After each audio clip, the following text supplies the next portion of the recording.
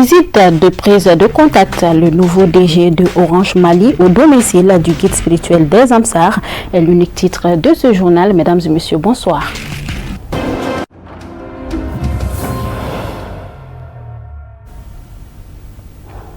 Encore une fois de plus, merci pour votre constante fidélité. Comme je l'annonçais dans le titre, dans le cadre de sa prise de contact officielle, le tout nouveau directeur général d'Orange Mali, M. Leyti Ndiaye, a été reçu en audience par le guide spirituel des Amsar, Seydi Cherif Ousmane Madane Haïdara, au cœur des échanges entre le patron du leader des télécommunications au Mali et le président de la fêtière islamique, la quête de bénédiction pour la réussite de sa nouvelle mission, mais aussi la réaffirmation de l'engagement sociétal de l'entreprise en faveur du développement numérique et social du pays. C'était ce jeudi 2 juillet 2026 à son domicile de Bangouni Djengenebougou dans l'arrondissement 1 du district de Bamako. Le compte rendu est signé Amadou Kamara et Abdoulaye Sougoudou. La visite de courtoisie du nouveau directeur général d'Orange Mali, M. Leyti Ndiaye, chez le guide spirituel des Ansar, son éminence Seydi Cherif Ousmane Madane Haïdara, s'inscrit dans une tradition bien ancrée de relations institutionnelles et de respect mutuel au Mali. Tout le personnel de Orange Mali est à votre nom et au nom de toute la firme Orange pour d'abord demander ses bénédictions.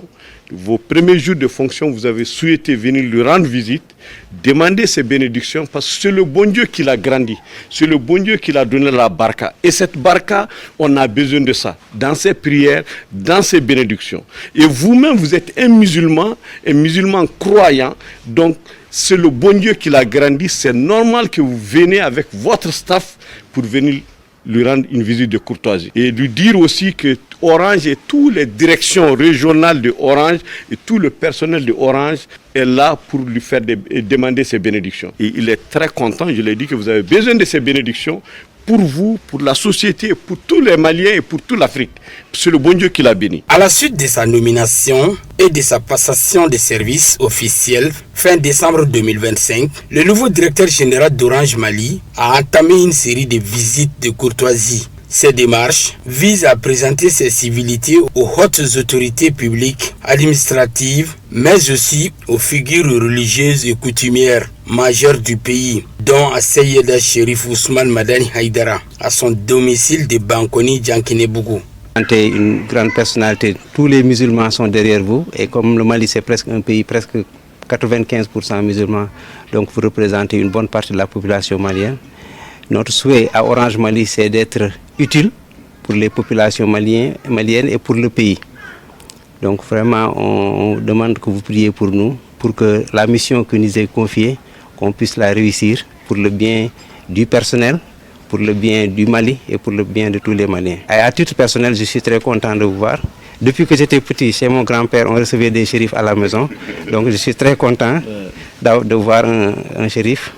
Et je vous réitère encore tous nos besoins de bénédiction pour que le bon Dieu nous mette dans le droit chemin, pour qu'on fasse que des choses qui sont bien et qu'on ne touche pas à quelque chose qui est mauvais. En tant que directeur général d'Orange, j'ai souhaité rendre visite au shérif depuis que je suis arrivé au Mali en tant qu'autorité islamique.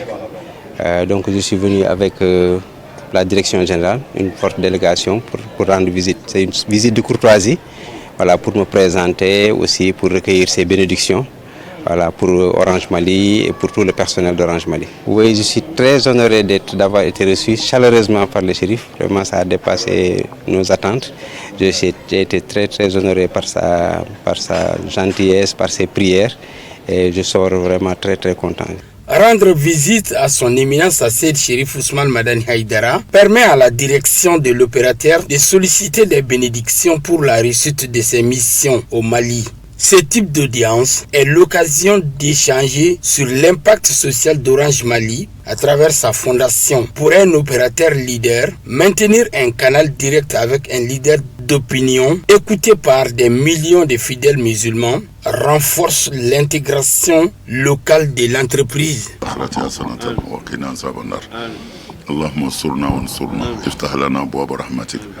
وارزقنا من عندك رزقا واسعا كثيرا لا مقطوعة ولا ممنوع يا فرد يا صمت يا قاضي الحاجات يا مفرج الهموم فرج همومنا واكشف همومنا واستر عيوبنا صل سبحان ربك رب العزة عما يصفون والسلام على المرسلين والحمد لله رب العالمين. Le ministre des Maliens établi à l'extérieur et de l'intégration africaine, Moussa Ag Akhtayer, en présence des ambassadeurs accrédités au Mali et plusieurs autres invités de marque, a présidé ce jeudi 2 juillet 2026 à l'hôtel Sheraton 6 à ACU 2000 la cérémonie officielle de lancement de la deuxième édition du Forum international de la diaspora, organisée sous le haut patronage du général d'armée Assimi Goïta, président de la transition, chef de l'État. Ce rendez-vous prévu du 16 au 18 juillet prochain au CICB ambitionne de faire de la diaspora un acteur majeur du développement économique du Mali. Le reportage est signé Mahamadou Kébé Draman Mali. Après le succès de la première édition, le Forum international de la diaspora revient avec une ambition renforcée. Placé sous le thème diaspora malienne et investissement productif, bâtir un Mali économiquement fort pour un développement durable, l'événement réunira près de 700 participants, parmi lesquels des investisseurs, des institutions financières, des représentants de la diaspora, des partenaires techniques et financiers, ainsi que des acteurs publics et privés. Pour le ministre Moussa Ag Akhtayer, ce forum traduit la volonté des plus hautes autorités de faire de la diaspora un véritable levier de développement en valorisant notamment son important potentiel d'investissement et les transferts financiers qu'elle effectue chaque année vers le Mali. Quand nous avons travaillé sur les recommandations du premier forum, du forum 2025, et que nous avons établi en rapport avec nos partenaires, notamment l'Agence des Nations Unies spécialisée sur les questions migratoires, l'Organisation internationale pour la migration. À l'issue de ce travail-là, il y avait une unanimité qui se dégageait, qui souhaite que le forum soit organisé pour une deuxième édition. Donc nous avons décidé d'organiser cette deuxième édition du Forum international de la diaspora, mais en apportant des innovations. Nous voulons que cette deuxième édition soit l'occasion de passer de la vision à l'action, mais aussi de voir enfin notre diaspora assurée, rassurée, accompagnée, orientée pour qu'elle n'ait plus peur. La diaspora était jusqu'ici hésitante parce que peut-être elle a essayé des choses qui n'ont pas marché. Voilà un peu les défis de cette deuxième édition. Donc c'est pour vous dire que cette deuxième édition de ce lancement, nous l'avons fait avec beaucoup d'espoir, beaucoup d'espérance. Les données de toutes les institutions bancaires qui s'intéressent au transfert des fonds des diasporas parlent de 700 milliards de francs CFA envoyés, transférés par nos compatriotes à l'extérieur chaque année. 700 milliards. Mais quand nous avons poussé et comparé les études bancaires et les études des organismes spécialisés des questions migratoires, nous dépassons de loin les 1000 milliards. Ces 1000 milliards, c'est plus que l'aide publique au développement apportée pour le Mali. Mais ces 1000 milliards également ne sont pas bien orientés. Ça, c'est aussi un constat qu'il faut. Notre défi, et le défi que nous avons lancé, qui a eu une oreille attentive du côté de la diaspora, des organisations de la diaspora et de nos partenaires, c'est de travailler à transformer ces fonds envoyés par la diaspora en source de création de richesses, de création d'opportunités, de création d'emplois et de stabilisation de la jeunesse en vue justement de lutter contre la migration irrégulière. Les partenaires et les organisations de la diaspora ont salué cette initiative qui vise à renforcer leur implication dans le développement socio-économique du pays. La pertinence de ce forum ne fait aucun doute. Le Mali, avec plus de 6 millions de membres de la diaspora, je pense que leur contribution à l'économie ne fait aucun doute. Et je pense que c'est tout le sens de ce forum-là. Donc pour nous, en tant qu'agence des Nations Unies en charge des questions de migration, principal vraiment partenaire du gouvernement dans ce domaine, nous sommes extrêmement ravis de voir l'engagement des autorités à engager la diaspora comme levier de développement. Ce n'est pas dans tous les pays qu'on peut le voir, il faut être honnête. Nous sommes convaincus que cela va être porteur d'espoir. Donc nous sommes là comme partenaires qui accompagne le gouvernement dans cette dynamique. Sa vision d'abord de mettre en tout cas les Maliens et la diaspora vraiment au cœur de sa politique, ça, déjà c'est une fierté pour nous, pour un citoyen qui est parti de chez lui pour aller ailleurs. Et grâce à Dieu, là-bas, nous sommes épanouis, sommes bien établis et nous faisons le bonheur des économies de ces pays. Mais nous avons le devoir de le faire pour notre propre pays parce qu'on n'aura pas un pays de chance, quel que soit ce qu'on a eu là-bas. Et c'est une façon aussi de nous dire préparez-vous à revenir et aider le pays, notre pays à se développer. Donc c'est l'objectif en tout cas, c'est ça, sécuriser nos biens. Un bien est sécurisé, il n'est pas mieux sécurisé que quand il est chez toi-même. Je salue le ministre parce qu'il pouvait se limiter seulement au forum de 2025. La clôture du premier forum de 2025, le président de la transition nous a reçus à Kourouba. Il nous a dit tout ce qui avait été dit. Si désormais l'un de vous veut faire un investissement et qu'il est bloqué, il y a des tracasseries qui lui dressent en face, mon bureau est ouvert. Alors moi je crois qu'il n'y a pas garanti mieux que ça. Donc ça veut dire que c'est un président engagé qui veut notre bonheur. Alors il faut qu'on saisisse cette opportunité pour sauver ce qui est sauvable. Au programme de cette édition, 4 panels thématiques, des rencontres B2B et B2G, un village des opportunités dédié aux projets et produits de la diaspora, ainsi que plusieurs espaces d'échange entre experts et décideurs. La projection du film institutionnel du forum, la présentation du forum par le ministre et la participation en ligne des Maliens établis à l'étranger ont marqué cette cérémonie de lancement. Un rendez-vous est désormais pris du 16 au 18 juillet 2026 au CICB pour la 2e édition du Forum international de la diaspora. Dans le cadre de sa tournée de prêche en Europe, Seyd Cherif Ahmed Tidiane Aïdara, accompagné d'une forte délégation, est arrivé en France ce mercredi 1er juillet 2026. Les militants Ansar du pays lui ont réservé une cérémonie d'accueil mémorable. Le commentaire est signé Fatmata Kani. Après les étapes d'Espagne et d'Italie, voici l'héritier de la famille chérifienne en terre française avec sa délégation pour une séance de prêche sur invitation des militants du pays.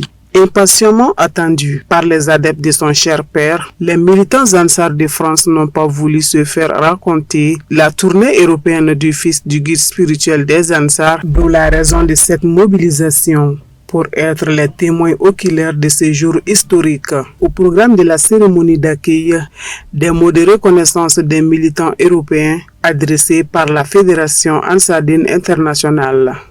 Alhamdoulilah, on a commencé la tournée le 18 juin. On a commencé en Espagne. Après l'Espagne, nous sommes rendus en Italie. Nous avons fini l'Italie et aujourd'hui on est arrivé en France. Et Inch'Allah, les activités prévues en Espagne se sont bien déroulées. Nous remercions les militants et les sympathisants de l'Espagne. Les activités prévues en Italie se sont aussi déroulées dans les meilleures conditions. Nous remercions les responsables, les sympathisants et les militants de l'Italie pour l'accueil et le bon déroulement des activités. Nous sommes aujourd'hui en France. Inch'Allah, nous allons nous rendre en Belgique le samedi 4 juillet 2026 pour une conférence de Cherif Ahmed Tidiane Aïdara. Et ensuite, une conférence aussi est prévue à Lyon le dimanche 12 juillet 2026. Donc nous sommes très satisfaits de l'accueil chaleureux dont nous avons bénéficié et nous avons bon espoir que toutes les activités prévues seront réalisées dans les meilleures conditions. Donc c'est l'occasion pour nous de remercier les Ansar de l'Occident, de tous les pays de l'Europe, principalement les pays que nous avons sillonnés, l'Espagne, l'Italie et aujourd'hui la France, et Inch'Allah la Belgique aussi. Et nous invitons tous à sortir massivement pour participer aux conférences prévues, respectivement à Bruxelles le 4 juillet et à Lyon le 12 juillet. Donc c'est l'occasion pour nous de remercier les Ansar pour toutes les grandes réalisations qu'ils ont pu réaliser en Europe ici et la grande mobilisation qu'ils ont fait autour des activités de la famille Cherifla.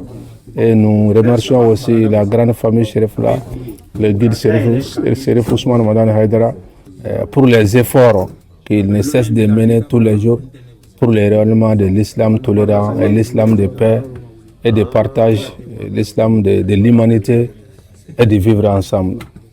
Très émus de la présence parmi eux d'un des fils du président de la fêtière islamique du Mali, les Ansar ont exprimé leur gratitude quant à la réussite du séjour du fils du guide spirituel des Ansar et sollicité les saintes bénédictions de Seyid Chérif Ahmed Tidjani Aïdara. Se réjouissant de la bonne organisation et du dévouement des militants, Seyid Chérif Ahmed Tidjani Aïdara a hautement salué l'effort engagé par les militants Ansar tout en leur adressant ses sages conseils.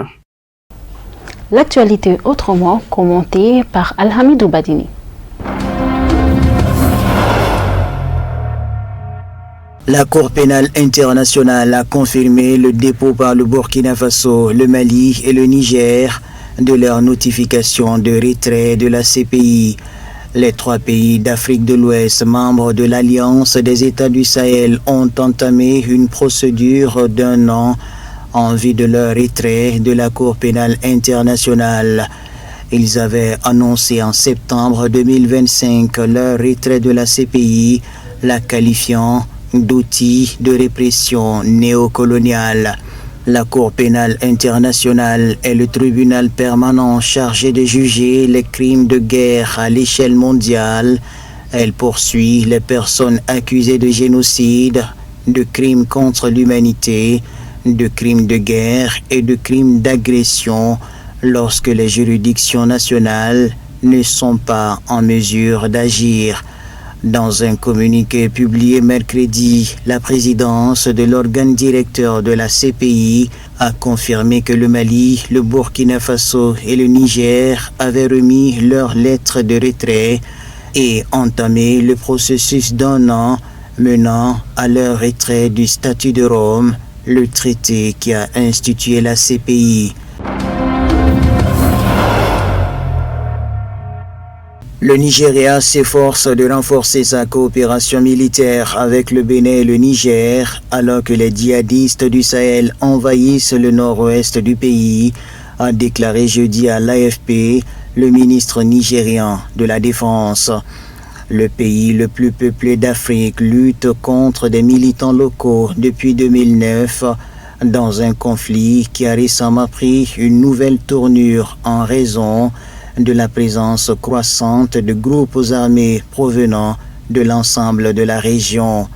Les États-Unis ont lancé des frappes contre la province du Sahel de l'État islamique dans le nord-ouest du Nigeria, tandis que les analystes s'inquiètent également de la présence du groupe de soutien à l'islam et aux musulmans, JNIM, lié à Al-Qaïda. Ce renforcement de la collaboration avec le Bénin intervient alors que des vidéos ont récemment circulé sur Internet montrant des troupes béninoises opérant sur le territoire nigérian. Des sources sécuritaires avaient précédemment indiqué à l'AFP que l'armée nigériane avait également coopéré sur le territoire nigérian avec des milices anti-djihadistes du Bénin.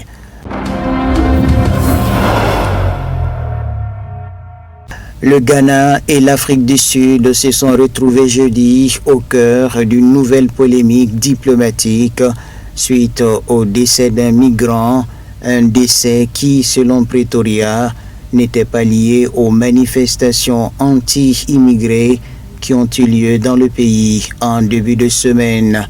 Plusieurs milliers de personnes ont défilé mardi à travers l'Afrique du Sud après qu'une campagne de plusieurs semaines contre les migrants sans papier a atteint son paroxysme avec la fixation d'une date limite non officielle le 30 juin pour que ces derniers quittent le pays.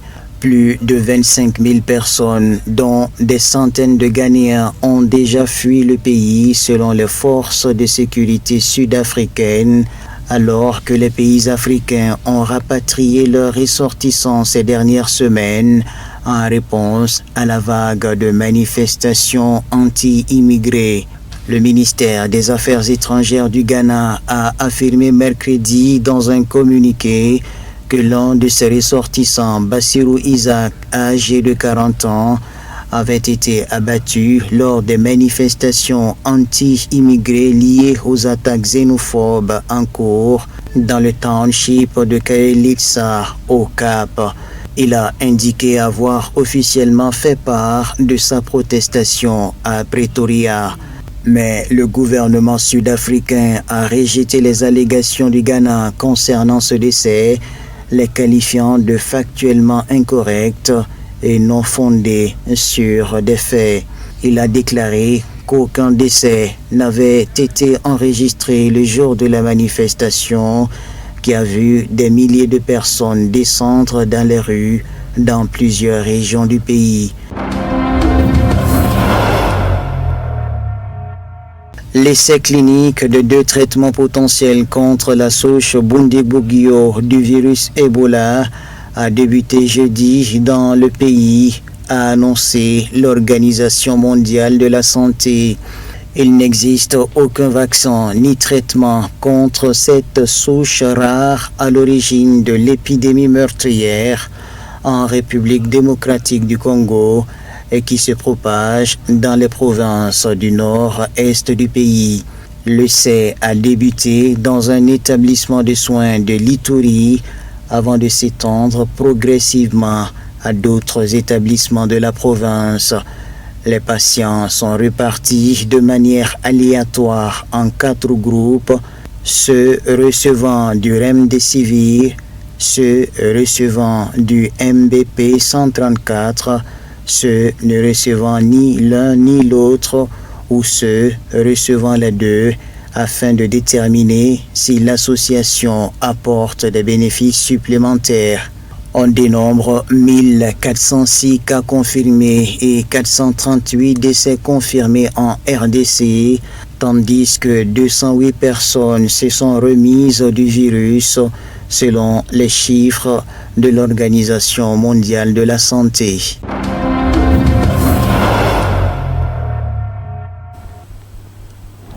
C'est la fin de ce journal. Merci à vous de l'avoir suivi. Un grand merci à l'équipe de réalisation. Bonsoir.